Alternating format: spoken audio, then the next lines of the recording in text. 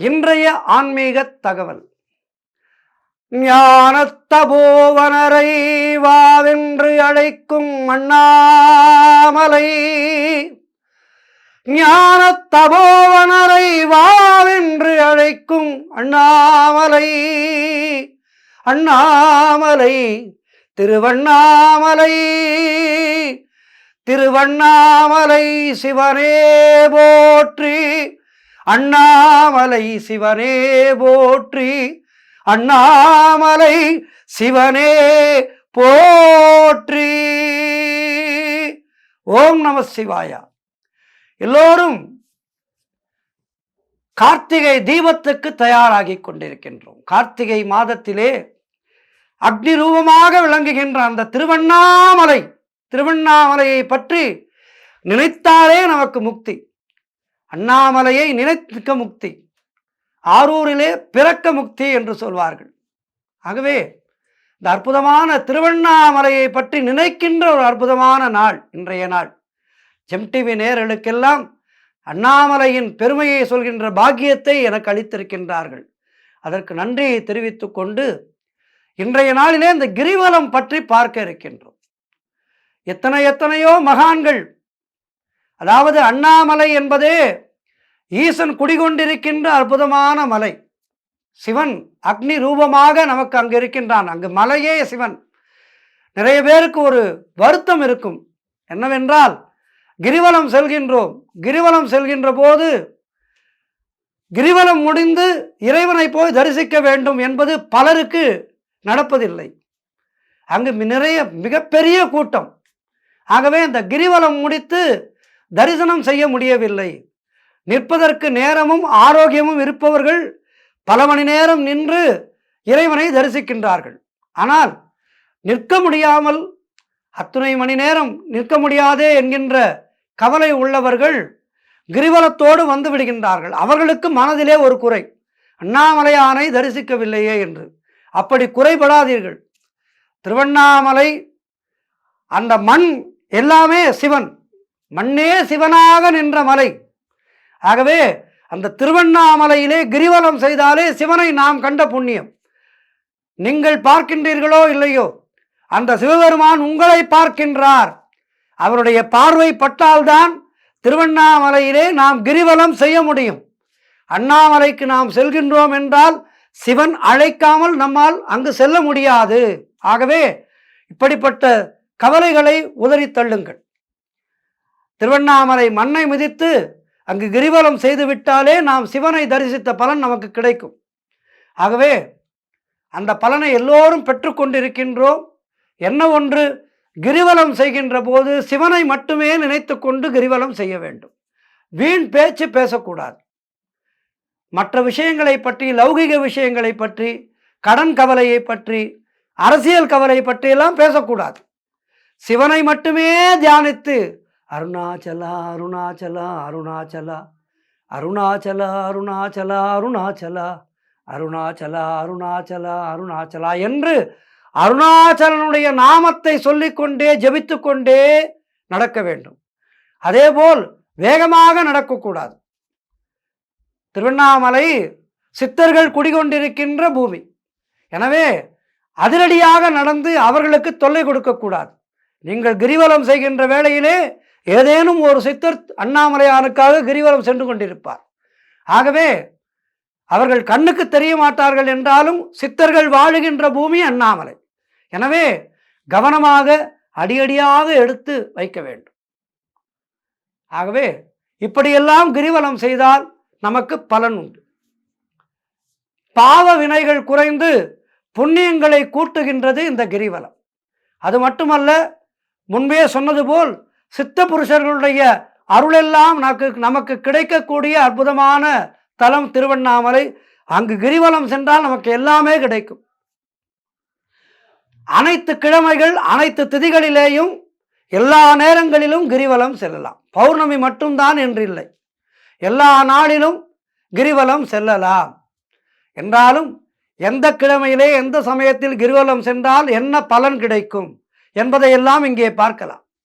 கிரிவலத்துக்கு இன்னும் ஒரு வார பொழுது இருக்கின்றது. ஆகவே நீங்கள் நன்றாக ஒரு அட்டவணையை போட்டு இதன்படி கிரிவலம் செய்யுங்கள், வாழ்விலே எல்லா வளமும் பெறுங்கள். கிரிவலம் என்பது திருவண்ணாமலை தவிர பழனி, திருப்பரங்குன்றம், திண்டுக்கல், ரத்னகிரி, சோளிங்கர், வள்ளிமலை, பர்வதமலை, சென்னிமலை, திருமயம், இப்படி மலைகள் இருக்கும் இடங்களிலே எல்லாம் கிரிவலம் செல்லலாம். எங்கெல்லாம் மலை உள்ளதோ, அங்கு மலை மீது ஆலயம் உள்ளதோ, அதை முழுவதுமாக வலம் வந்து மலை மீது உள்ள தெய்வத்தை வணங்கினால் அந்த தெய்வத்தினுடைய பரிபூலமான அருள் நமக்கு கிடைக்கும். இப்போது கூட திருக்கழுக்குன்றம் மலை கிரிவலம் சென்று கொண்டிருக்கின்றார்கள். பல்லாண்டுகளாக அற்புதமாக நடைபெற்று கொண்டிருக்கின்றது வேதபுரீஸ்வரர் கோவிலிலே. ஆகவே இப்படி கிரிவலம் வருவது என்பது அற்புதமான விஷயம். கிரிவலம் எப்படி செல்ல வேண்டும் என்று காஞ்சி மகா சுவாமிகள் நமக்கு சொல்லி இருக்கின்றார். கிரிவலம் செல்லும் போது பக்தி பாடல்களை கேட்டுக்கொண்டு செல்லலாம். நமக்கு அந்த பாடலை பாடத் தெரியும் என்றால் பாடிக்கொண்டே செல்லலாம். அல்லது நாமாவளியாக அருணாச்சல சிவ அருணாச்சல சிவ அருணாச்சல சிவ அருணாச்சலா, இப்படி சிவன் கோவில் என்றால் இப்படி, முருகர் கோவில் என்றால் அரோகரா முருகா அரோகரா முருகா அரோகரா முருகா அரோகரா முருகா, இப்படி எந்த தெய்வத்தினுடைய கோவிலிலே கிரிவலம் செல்கின்றோமோ அந்த தெய்வத்தை பற்றிய பக்தி பாடல்களை எல்லாம் பாடிக்கொண்டு செல்லலாம். ஆகவே கிரிவலம் செய்ய வேண்டும். அது இறை நம்பிக்கையோடு செய்ய வேண்டும், இறை நினைவோடு செய்ய வேண்டும். கிரிவலம் செல்வதால் பாவ வினைகள் குறைந்து புண்ணியங்கள் கூடுகின்றன. தெய்வ அருள் மட்டுமின்றி சுத்த புருஷர்களுடைய அருளும் நமக்கு கிடைக்கின்றது. ஆகவே எந்தெந்த கிழமைகளிலே செய்யலாம், எப்படியெல்லாம் செய்யலாம் என்பதை பற்றி பார்க்கலாம்.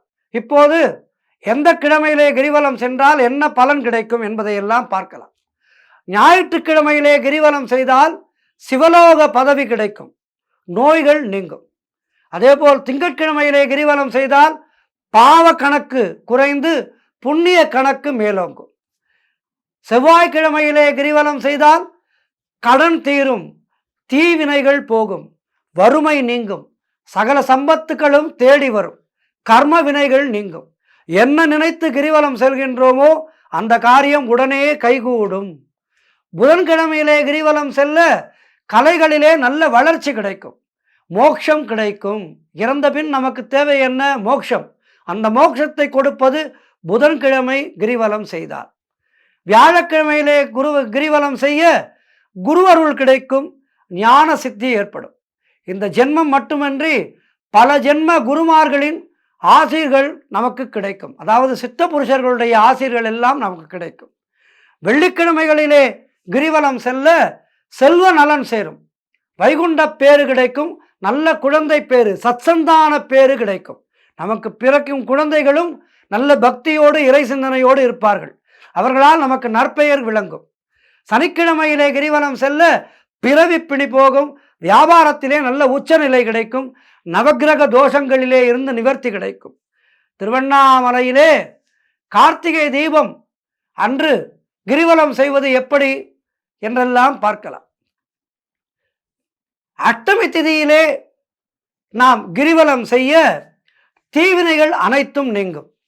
அதேபோல் பிரம்ம முகூர்த்த வேளையிலே கிரிவலம் செய்ய விரும்புகின்ற சக்திகளை பெறலாம். அதேபோல் பகல் மற்றும் மாலை வேளைகளிலே கிரிவலம் செய்ய தனம் மற்றும் தானியம் பெருகும். இரவு அல்லது நள்ளிரவு நேரம் கிரிவலம் செய்ய அஷ்டமா சித்திகளையும் நாம் பெற முடியும். அமாவாசை அன்று கிரிவலம் செய்ய அருளை பெறலாம். அதேபோல் பௌர்ணமியிலே கிரிவலம் செய்வோருக்கு பொருள் கிடைக்கும். சிவனின் அருளை மட்டுமே பரிபூர்ணமாக பெற வேண்டும் என்று நினைப்பவர்கள் அமாவாசை நாளிலே கிரிவலம் செல்லலாம். நினைத்த காரியத்தை நிறைவேற்றி வெற்றியை தரக்கூடியது அமாவாசையிலே செல்லுகின்ற கிரிவலம். ஆகவே இந்த கிழமைகளை எல்லாம் பார்த்து, இந்த திதிகளை எல்லாம் பார்த்து கிரிவலம் செய்து வாழ்க்கையிலே எல்லா வளமும் நலமும் பெறுவோம். அண்ணாமலையானுடைய அருள் எல்லோருக்கும் கிடைக்க வேண்டும். அருணாச்சலனுடைய அருளினாலே இந்த உலக மக்கள் எல்லோரும் நல்லதே பெற வேண்டும் என்று பிரார்த்தித்துக் கொள்கின்றேன். மீண்டும் நாளை சந்திக்கின்றேன். நன்றி, வணக்கம்.